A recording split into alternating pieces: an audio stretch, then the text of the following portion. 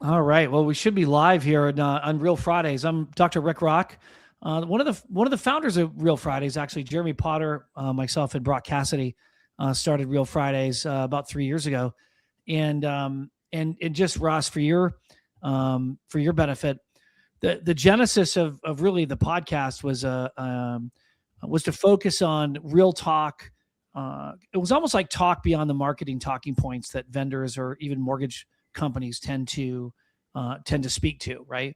And it was to kind of peel through a lot of the rhetoric that we have in the business to get like boots on the ground, boardroom kind of insights on what's happening in the mortgage business from really serious thought leaders in the business, right? And people who are disrupting it either technically from a technology standpoint or from a lending standpoint, from product innovation or market share moves with acquisitions and that sort of thing. Um, so this is Real Fridays, and every Friday at 12:30, we've been doing this for about 3 years, and we've gotten a lot of traction, getting tens of thousands of views often in many of our videos. So this is great. I'm excited to have you, Ross. This is the first time having you on the show here from Covered. I actually thought your name of your company was called It's Covered because that's your email address, but just covered.com. Yeah, it's covered technically is the URL. Fun story behind that. We did once upon a time try to buy covered.com, but Lloyd's of London laughed at me and said, call me when you have 8 to 9 figures. So for now it's covered.com, but yeah, the company is Covered, and it's an honor to be here. Thanks for having me. I'm a fan of the show and the dialogue you have, and shout out to Jeremy Potter. Love Jeremy, a good friend. So thanks for Yeah. having me. Yeah, no, those are I'm big fans of both of them. Both Jeremy and he was an excellent lawyer. He is an excellent lawyer, but he was an excellent thought leader within the context of or inside the walls of a mortgage company. And then and now he does a lot of consulting and works with a number of tech companies as well as lenders on various advisory kind of and strategic planning. And of course, Brock is chief revenue officer over at NewsZip. So big fans of theirs. So I know that. So you and I met. You were at the dinner that we had with Mark from Silk Title, right in Las Vegas. Yeah, I love Mark. Mark's a great guy, and what a fun evening to share. So no, amazing. We rubbed elbows and had a great time. So it's good to see you again. Yeah, a guy he did not spare any expense on that dinner. It was incredible. Tell me more about your journey in the mortgage business. Like, how did you find yourself in mortgage or really in insurance and applying your services in the mortgage space? Because it seems like there's a number of these companies that are beginning to creep up into the space to sell its services to mortgage companies. Like, how did you identify it and articulate the problem you're trying to solve in partnering with lenders? Yeah, I was a trader on Wall Street prior to starting Covered, but loved innovation. Spent my whole life coming up with ideas with my dad, my brother, whoever would dream with me. And there was a personal experience in a move where it was evident that there was an evolution of digitization of the mortgage industry and a historical kind of unbundling of the banking industry that was then swinging back towards rebundling. And so through that move and experience, kind of my brother and I were sitting down, he was helping me shop for insurance, and kind of realized, wow, all these questions are really redundant and could be automated and streamlined. And two, if we're really trying to move the mortgage industry towards a end-to-end digital mortgage, then all of the components that go into underwriting a loan and closing the loan need to be automated as well. And insurance was the personal experience and thing that stuck out as, well, this can and should be, number one, included in the customer experience digitally, but number two, can be automated end to end as well. So we saw a great opportunity and left everything, so quit the jobs and squirreled away capital and never looked back. And so from day one, the North Star for Covered, and we were close to a decade in business here. So since day one, Wow. our North Star has been to make insurance easy to understand and painless to purchase, and differentiate from carriers or other agencies by creating really elegant products that are purpose built for the mortgage industry, that allow people to find the insurance they need when they need it in the experience they're already in, embedded, and not only to help them purchase the policy, but to also maintain that policy through the life cycle of home ownership. A lot of people set and forget their insurance, Yeah, and yeah. if you've done that over the last few years, you're overpaying. We've all seen these headlines of the rate increases year over year for the last few years. So it's really important in terms of all-in cost of home ownership to proactively manage your insurance as well. But most people don't like to think about their insurance and don't. So we try to help them through the purchase, but also through their home ownership life cycle, and keeping the costs low, making sure they have the best coverage at the best price at all times. And when did you start actually pursuing the mortgage vertical? Like, been in the business a decade. At one point in time where you thought, well, gosh, this is a good channel partnership that it, could exist, and there's obviously a hole because there really hasn't been. It's been tried. There just hasn't really been a lot of success by insurance platforms to do it.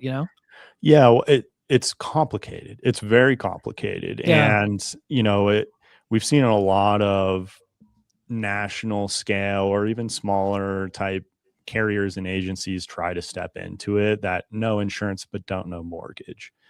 And when you are at the confluence of those two industries, it gets very complicated quickly. You have to be a pro in mortgage to really understand how to properly deliver an experience, a compliant experience, and really solve the pains that are present throughout the mortgage life cycle.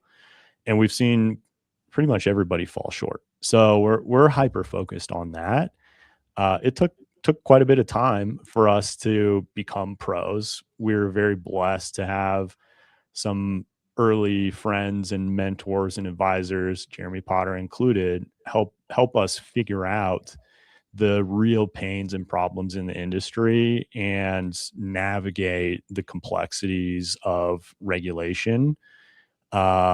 Even some of our early investors are some of the guys who were part of the CFPB that wrote RESPA. And so we really tapped into network to help us build the right products that not only deliver a great experience, but also are compliant and solve real world problems for our mortgage partners. And there's some really cool case studies we have there. But we started out with the thesis, Rick, like right out of the gates, that partnering in mortgage was just a no brainer because it's a mandatory piece of borrowing a mortgage and maintaining. So right out of the gates, that was the original thesis. We were fortunate to get into a really cool real estate accelerator, Modern Ventures, and sponsors it. And we went through a whole bunch of experimentation for the first year and a half. So 2017, we got our first lender partner. We were building technology. We got into this passport program with Modern Ventures, and they were really helpful in pressure testing our hypothesis. So we went to multifamily properties. We went into title. We went and tried to dissect the various go-to-market motions that maybe we could find better product market fit. So we did spend a good 18 months in a very tactical process of finding a new entry point in the residential real estate ecosystem to deliver a solution. Ultimately, long story short, there are a few pockets where this really makes sense, where the problems really exist. Sure, you can distribute insurance through X entry point or Y entry point, but really to have a great product that people will not only buy but not want to give up. And lenders and servicers, you really have to like strike a chord of value to customer, but also business value to the lender or servicer. Through all this experimentation, we kind of figured out the API first integration thesis and the dissection of the true problems in origination and servicing. And there are many. And then insurance was not that big of an issue or contribution to all-in cost of home ownership.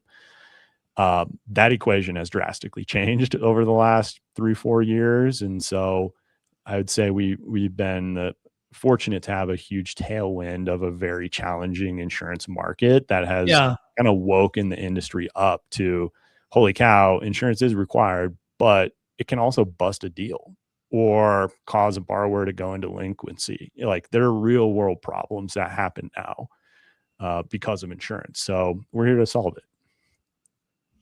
That's amazing. I would say that I've worked with like companies like Credible.com and they acquired a company called Young Alfred like years ago. Mm-hmm. And there was some challenges in implementing, the service. There was digital workflow challenges. There was challenges with just getting it to be a priority so that loan officers would say, hey, don't sell yet another product to our customer before the loan closes, or don't sell it after the loan closes because it's my customer. So that becomes kind of a territorial complexity. And then there was, and this isn't just unique to Credible. I mean, this was unique to, challenges I've heard with SelectQuote.com and others that become a bit of a challenge around just kind of doing some kind of a revenue share, for lack of better terms, between an organization that's not an insurance organization versus one that is, which you guys clearly are, or having the lender become an insurance agent in those states and helping them do that. I don't know. I mean, it seems as though that even some of the largest companies, I mean, I worked on these projects for, with top 10 mortgage lenders. And it was a challenge, to get these programs kind of rolled out, even though they're such an integral part of the whole mortgage life cycle. And it would seem like a very intuitive and an obvious advantage and incentive for a lender and a consumer to do this all in a singular transaction. How did you overcome those hurdles? I would say the biggest lesson we had, which was humbling, is the enterprise sales cycle. To your point, it's such an obvious thing to do, and now in acute pain. But even still, it takes time, and there is a lot of complexity. There are a bunch of nuances to work through: the compensation structure, the RESPA considerations, the digital integrations, who owns what. And there are so many layers to this that, again, you just really have to be, how we train our team is we say you need to be a pro in insurance, and that's our job to bring to the table, but you have to be proficient in everything about our partners' businesses too. And so there are a few things that we learned that have really helped us scale, especially over the last couple of years. We've created some really strong and great strategic partnerships across some of the primary tech providers that are more or less ubiquitous across the industry. So trying to compress the enterprise sales cycle has always been a mission for us and enabling scale and growth. So, doing an integration with Blend and the strategic partnership we have there today, we're more or less able to flip the switch for any lender that is using Blend's point of sale. That takes 2 days. Right. So we've removed a ton of the friction of building, integrating, all the compliance, everything stamped. We have several of the top 10 lenders live today. And we try to remove the friction of solving this pain, not only in origination, and Blend is just one of many examples on that side of the house, but the periphery around the technology they use as well. And what I mean by that is like insurance can cause DTI to blow up, and it does. And right now it's a Oh yeah. double digit cause of why loans are falling out. Like that's huge. And as an originator, you should care to solve that. You're like driving higher CAC. You could lower CAC if you prevented insurance from busting a deal.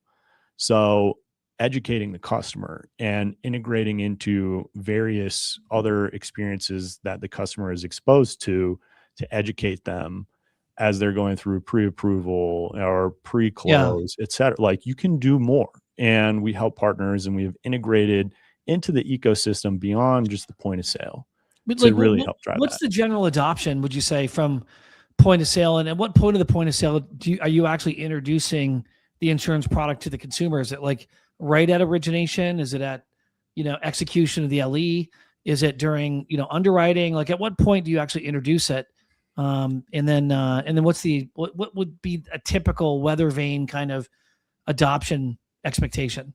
Yeah. So we've experimented with a bunch of different entry points. And today, one of the things we're doing with partners is moving it earlier and earlier and earlier into the experience, all the way up to pre-quals at this point.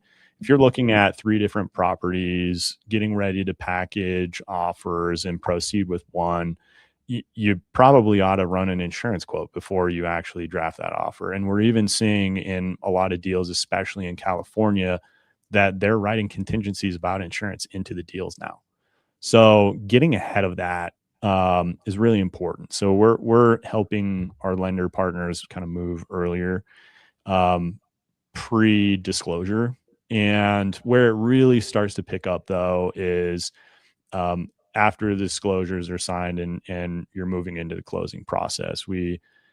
Through many integrations that we see varying levels of adoption, but it's pretty baseline, around 40-50% of borrowers are electing to get quotes and see their options.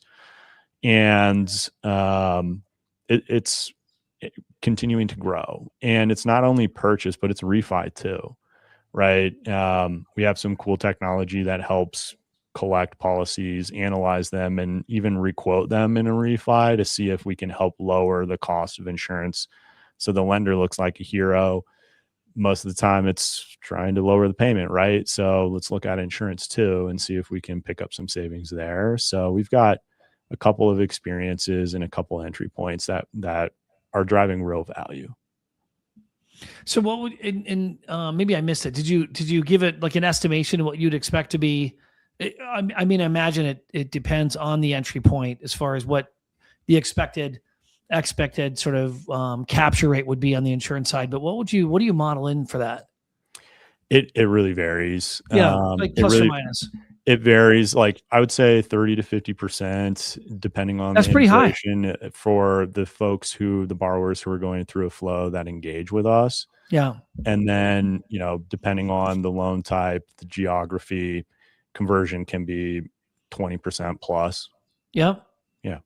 Yep. So 30 to 50% to get like an initial quote, and then maybe a 20 or 25% close rate based on the quote that's issued. Yeah. Because the consumers are probably, and you almost, from a lending standpoint, you want to encourage the consumers to compare, to kind of shop, make sure that they're getting the best deal. And some percentage, I imagine, still would. And at the same time, the consumer might just go with a more frictionless experience, even if it might cost a little bit more money. At least it's integrated, it's bundled, and it's something that's seamless because there's so much else going on in the transaction. You know what I mean? Totally. Most lenders have their buddy Jake from State Farm with his khakis and as a referral partner, and we acknowledge that. But, by putting a tool, a marketplace like this into the experience, you're providing visibility, transparency, basically best execution. And we see some people still go with Jake, and that's fine. And we see a lot of people switch from Jake and come with us because, we will automatically upload the policy into the LOS and streamline that whole process. We will automatically requote every year to make sure you continue to have the best coverage at the best price. So there are a lot of reasons why, but it depends on the, loan type, purchase versus refi, or where we're at in the experience. Interesting. No, look, I think it's great. I mean, look, to me, and I know Jeremy sees it very similarly, where it's really the companies and the vendors that end up winning are those that end up looking at the overall home ownership life cycle and the home ownership ecosystem. And as you're adding continued value, not just to the mortgage product itself, but to everything associated with the mortgage product, it becomes just better for the consumer because you can, at scale, provide additional value and incentives and various efficiencies to the consumer associated to, selling a home or buying a home or closing on the transaction, moving into the home and getting the home sort of set up to be livable or live in sort of conditions. So I love it. You ever heard of a company called Housekeeper or Homekeeper or something like that? There's a number of these services that are plugging in like insurance and different sort of services associated to the mortgage transaction. And I've kind of, there's a lot of activity in the space. Liberty Mutual has flirted with it. Mm-hmm. I would say the advantage that you guys have over the traditional insurance companies is just because traditional, you get a lot of legacy culture and a lot of legacy hurdles that they almost put in front of themselves. You'd think a company like State Farm or Liberty Mutual or something could dominate the space to some degree, but they almost can't get out of their own way. So it leaves these online platforms, which tend to be lower cost, just more comprehensive, just better user experiences, to be able to secure the right policy for their family and their home. You know what I mean? 100%. And they've tried and they have massive scale, but the reality is somebody like a State Farm or a Progressive or whoever, from a carrier standpoint, every carrier has their box, their appetite for risk. And no carrier is going to want to take on all risk of all types. And so we'll see, we have around 60 insurance carriers on our marketplace today and continue to grow it. But we'll see Travelers has a great appetite in this pocket of the United States. And then Progressive, they've got a great appetite here, and Safeco, a great appetite there. And, if you partner with a single carrier, you're really shooting yourself in the foot. They have these huge call centers. One partner that shifted over to us from a carrier said, we can never get a hold of anybody if we have a problem with the loan. And oftentimes, the close date shifts. So then you have to update the insurance policy to reflect that effective date. And then you got to call into a giant call center and you can't get a hold of anybody. So, there are some inherent challenges with the model that they have, the carriers, but when you aggregate them together in the marketplace, you've got magic for the customer, because then you can get the benefit of Travelers in this area, Safeco in that area, Progressive over here, et cetera. And furthermore, RESPA is really the governing throttle for carriers to even participate in the origination market.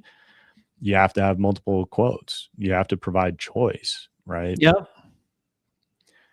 Yeah, no, I agree. And at the end of the day, relationships and combined with just efficiency, I get my groceries at the local convenience store, not because it's the cheapest, it's because it's the closest and I don't have to go that far from my house. Right.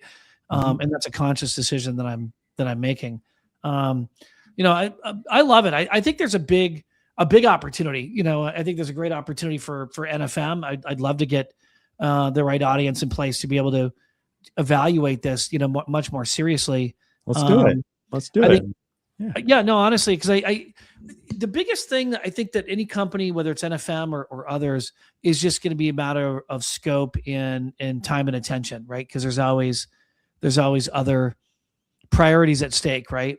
And making a few $100,000 a year tends to be almost glossed over in lieu of just doing extra loan volume to replace that. And that's where it's not really, it's in part about the money, but it's much more about the consumer experience And if you focus on the consumer experience and just better serving the client and providing the consumer a better flow around the quote unquote transaction of getting a mortgage, the money almost becomes secondary. And to some degree it should be, because it's all gravy anyways. You're not making any money at that stage. So why not just add an additional value add to be able to just improve the experience of the consumer?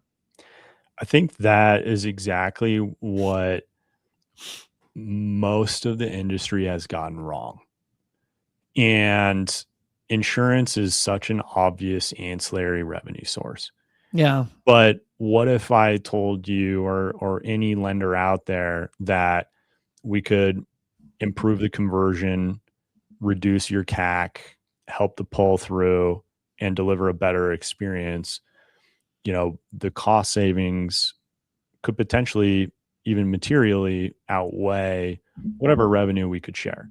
Yeah. And even more so on the servicing side, right? What if I could tell a servicer that we can reduce the number of borrowers enrolled in LPI, a really negative experience that causes borrowers to go elsewhere when they decide to refi? What if we could say, you know, the amount of issues and defects and risk posed that are non-GSE compliant with underinsured, et cetera, what if we could cure the risk in the portfolio and the compliance of the portfolio while also deflecting the number one call that you get that drives cost in the call center, which is, why'd my payment go up? Guess what? It's because of insurance and tax, but primarily insurance. So what if we could deliver all of these needle moving business unit KPI metrics and measure that against the revenue that we can provide too, which is more valuable? And I think that's where most who have tried to do this have got it wrong. They see the industry as a sales channel, not as a partnership channel. Yeah. And we really tried to flip that upside down and figure out how can we drive more value to the partner by way of moving the needle on some of these operating metrics. And the team has some great case studies on that. Now, like, obviously we're going to provide and split revenue with partners and, you know, make everybody happy here. But if we can move the needle on real cost centers or business metrics, like, that's where we win together. And that to me is really exciting.